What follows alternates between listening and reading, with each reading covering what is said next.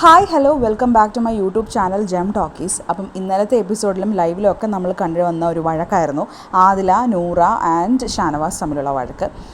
Yesterday എല്ലാവരും പ്രതീക്ഷിച്ചു രാത്രി അവരവിടെ ഇരുന്ന് മെഴുകി സംസാരിക്കാൻ വേണ്ടിയിട്ട് ഇരിക്കുകയായിരുന്നു സോഫയിൽ. പക്ഷേ ഷാനവാസ് അതിന് നിന്നു കൊടുക്കാതെ പോയി കിടന്നുറങ്ങുകയാണ് ചെയ്തത്.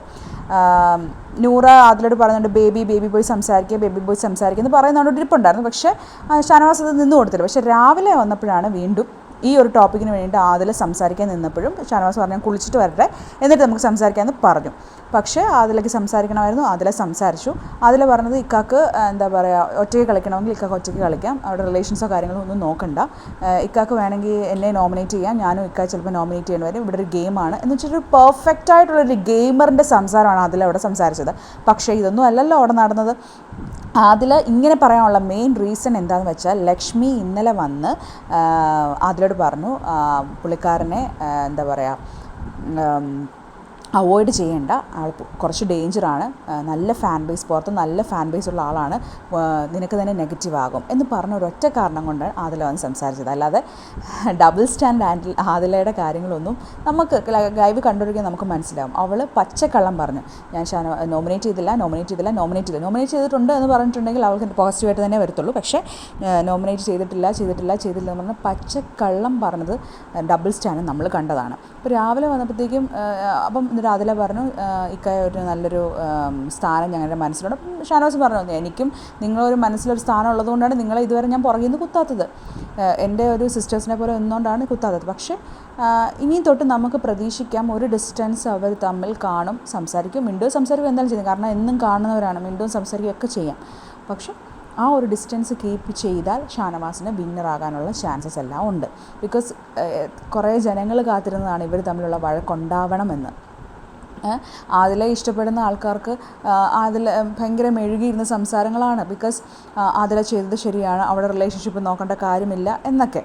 പക്ഷേ ഇതൊക്കെ ശൈത്യ ചെയ്തപ്പം ശൈത്യ കട്ടപ്പയായി മാറി, ജനങ്ങൾക്കിടയിൽ ശൈത്യ കട്ടപ്പയായി മാറി. എന്തുകൊണ്ട് ആദില മാറുന്നില്ല? Adhila is also a real Kattappa of Bigg Boss season 7. ശൈത്യക്കാട്ടിലുള്ള റിയൽ കട്ടപ്പ ആദിലയാണ്. നൂറയ്ക്ക് പക്ഷേ അങ്ങനെ നൂറയ്ക്ക് കുറച്ചെങ്കിലും സ്നേഹം ഉള്ളിലുണ്ട്, നൂറയ്ക്ക് ഷാനവാസിക്കോട് സ്നേഹമുണ്ട്, ഇല്ല എന്നല്ല. അപ്പം അവിടെ ഒരു ആ നൂറയാണ് ഇന്നലെ കരഞ്ഞത്, ഞാൻ ചെയ്തിട്ടില്ല എന്ന് പറഞ്ഞിട്ട് കരഞ്ഞതായി. അതിനൊരു ആത്മാർത്ഥതയുണ്ട്. ഈവൻ ആദില പോലും നൂറയോട് പറഞ്ഞിട്ടില്ല ഷാനവാസിനെ നോമിനേറ്റ് ചെയ്തിട്ടുണ്ടെന്ന്. ഷാനവാസിനെ നോമിനേറ്റ് ചെയ്തിട്ടുണ്ട് എന്ന് പറഞ്ഞത് നെവിനോടാണ്. അപ്പം നെവിൻ ഒരു BBC ആയതുകൊണ്ട് എന്തായാലും നെവിൻ എല്ലാവരോടും പറയാനുള്ള എല്ലാ ചാൻസസും 100% ചാൻസസ് ഉണ്ട്. ഈവൻ ഷാനവാസിനോട് ചെന്ന് പറയാനുള്ള ചാൻസസ് ഉണ്ട്. രാവിലെ തന്നെ അനീഷുമായൊരു ഫൈറ്റിന് ശേഷമാണ് ഇങ്ങനെ ഇരിക്കുന്നത്. അത് കഴിഞ്ഞാൽ സോഫയിൽ പോയിരുന്ന് ജസ്റ്റ് ഒന്ന് ഇമോഷണൽ ആകുന്നുണ്ട് ഷാനവാസ്. എനിവേ നമുക്ക് എന്തായാലും നോക്കാം ഇത് എവിടം വരെ പോകുമെന്ന്. പക്ഷേ ഈ ഒരു കൂട്ട് വേണ്ടാന്ന് തന്നെയാണ് ജനങ്ങളുടെ ഇടയിലുള്ള അഭിപ്രായവും, എസ്പെഷ്യലി പേഴ്സണലി എൻ്റെ അഭിപ്രായം. കാരണം ഇങ്ങനൊരു റിലേഷൻസ് കീപ്പ് ചെയ്ത് വെച്ചിട്ടുണ്ടെങ്കിൽ നമുക്കൊരിക്കലും ഗെയിം കളിക്കാൻ പറ്റത്തില്ല. ബിഗ് ബോസ് എന്ന് പറഞ്ഞൊരു ഗെയിം ഷോ ആണ്. അതിൽ റിലേഷൻസ് കീപ്പ് ചെയ്തിട്ടുണ്ടെങ്കിൽ ഭയങ്കര ബുദ്ധിമുട്ടായിരിക്കും, അവരുടെ മുഖത്ത് നോക്കി സംസാരിക്കാൻ നമുക്ക് ബുദ്ധിമുട്ടായിരിക്കും. നമ്മളൊരു സിസ്റ്റർ അല്ലെങ്കിൽ ബ്രദറായിട്ട് കൺസിഡർ ചെയ്തിട്ടുണ്ടെങ്കിൽ ഭയങ്കര പ്രശ്നമായിരിക്കും. അതിലെപ്പോലെയുള്ള ആൾക്കാർക്ക് ബാക്കിൽ നിന്ന് കുത്താൻ ബാക്ക് സ്റ്റാബ് അത് കുഴപ്പമില്ല. പക്ഷേ ഞാൻ പറയുന്നത് റിലേഷൻസ് കീപ്പ് ചെയ്യുന്ന ആൾക്കാരെയാണ്. അതായത് ഷാനവാസിനെ പോലെ ഇമോഷണലി അല്ലെങ്കിൽ പ്യുവറായിട്ട് കീപ്പ് ചെയ്യുന്ന ആൾക്കാരുടെ കാര്യങ്ങളാണ് പറഞ്ഞത്, അല്ല ബാക്ക് സ്റ്റാബ് ചെയ്യുന്ന ആദരയുടെ കാര്യമല്ല പറഞ്ഞത്.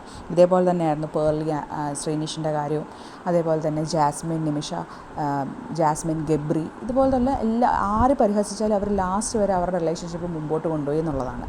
അപ്പം അതിലേപോലെ ബാക്ക് സ്റ്റാബ് ചെയ്തിട്ടില്ല. Adhila is a real back stabber, എടുത്തു പറയേണ്ട കാര്യമാണ്. എനിവേ നമുക്ക് എന്തായാലും നോക്കാം ഇനി എങ്ങനെയാണ് ഷാനവാസ് ഒറ്റയ്ക്ക് ഇന്ന് കളിക്കുമോ അതോ ഈ പെങ്ങന്മാരുടെ കൂടെ വീണ്ടും പോകുമോ എന്നുള്ളത്. Stay tune to my channel.